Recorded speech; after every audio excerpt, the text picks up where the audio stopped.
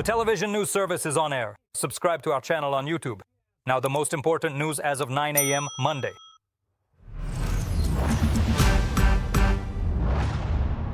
Overnight, the Russians struck Kharkiv and Kherson regions with guided aerial bombs. The day before in Kherson, a law enforcement officer was killed at a checkpoint as a result of heavy shelling. Another city resident sustained blast injuries from a Russian drone attack. Power lines were damaged in the regional center. Part of Kherson remains without electricity, possible disruptions to water supply are expected, and trolley buses will not be running in the morning. The occupiers also shelled the village of Bilozerka. 3 local residents were injured there. In the Dnipropetrovsk region, a woman was killed as a result of enemy shelling. 2 districts of the region came under attack. A private house caught fire. Another one was damaged. Cars and utilities were also damaged. The European Union delegation in Ukraine sustained damage during the massive overnight attack before Sunday. This was reported on Facebook by Ambassador Katarina Maternova. Employees of the Polish embassy also reported a ceiling pierced by shrapnel. The Russians launched 643 missiles and drones. Strikes were recorded in 10 regions. More than 100 civilian objects were damaged. More than 70 people were injured. Among the 4 dead is a 12-year-old girl. All of them were in the capital. A hole instead of a wall and charred walls. This is what a 5-story building in the Solomyansky district of the capital looks like, where during another massive attack, the Russians hit it with a drone. The enemy strike hit the 3rd and 4th floors. Neither the facade nor the floors could withstand it, and in that very moment, people's apartments were engulfed in intense flames. He went on the attack and I fell to the floor. Then the explosion happened. People started shouting that the doors were blocked. I managed to get to the children. I unblocked mine, I unblocked theirs. They ran out and we all went downstairs. I was soundly sleeping, but that incredibly loud and sudden noise made me immediately run away from the scene. My neighbors started screaming desperately, "Cow, save my child!" The fire was huge and they couldn't put it out right away. And people were being carried out from the balconies. Ilona and her 85-year-old grandmother, who were sleeping in their apartment on the 3rd floor at the time of the strike, miraculously were not harmed. Both of them were just frightened, while on the other side of the wall, rescuers from the state emergency service pulled a 12-year-old girl out from under the rubble. A concrete slab had fallen on the child. Yesterday I saw her from the balcony with her father. That girl, she was walking to the car with her father. They were going somewhere, or maybe the girl was in the bedroom. That's where the strike hit. This is where we were in the first minutes. The rescuers managed to save 3 people. And so... This is already another site of the attack in Kyiv, the Strazesko Institute of Cardiology. In the morning, a fragment of an enemy Shahed drone flew right into the nurse's room on the 4th floor. At the moment of the strike, there was a nurse there who, even during the air raid alert, was doing her job and was killed. Nearby, in the adjacent ward, her patient was found with no signs of life. However, all the other 150 people in this building with heart conditions were also on the edge.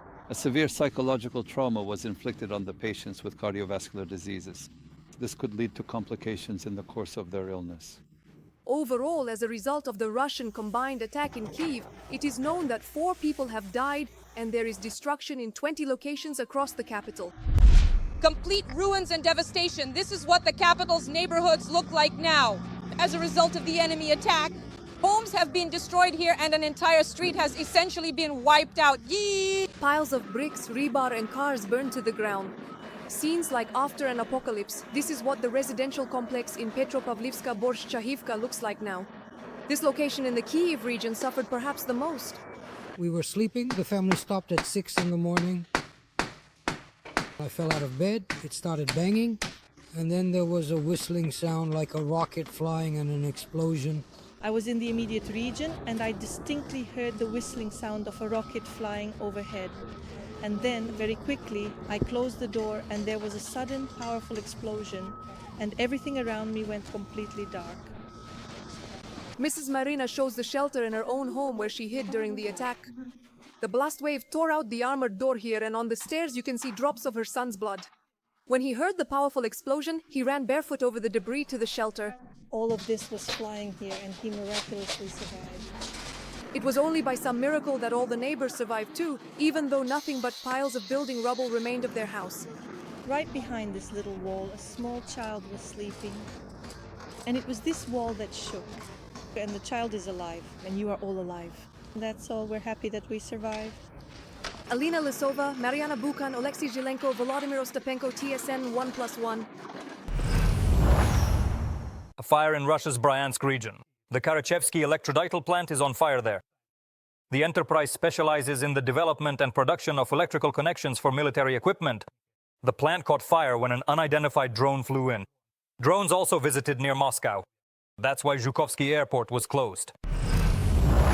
Kupiansk in the Kharkiv region has been completely closed to entry.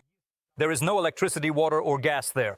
None of the critical infrastructure is functioning. This was reported by the head of the local military administration. According to Andriy Beshidin, there are still 1,640 local residents in the city who refuse to leave. The military are trying to identify saboteurs who disguise themselves as civilians. In the parliamentary elections in Moldova, the pro-European party of President Maia Sandu is winning. After counting more than 99% of the votes, the Action and Solidarity Party is receiving almost 50%. The pro-European Alternative Bloc is getting nearly 8% and the Dignity and Truth platform about 6%. The pro-Russian Patriotic Bloc of Igor Dodon received 24% of the votes. The Our Party of Renato Usati, who was previously one of Dodon's allies, is getting 6% of the vote. The elections in Moldova are extremely important. After all, it is the parliament that will determine whether Moldova, together with Ukraine, will stay on the path toward the European Union. Moscow has done everything to bring Chisinau back under its influence.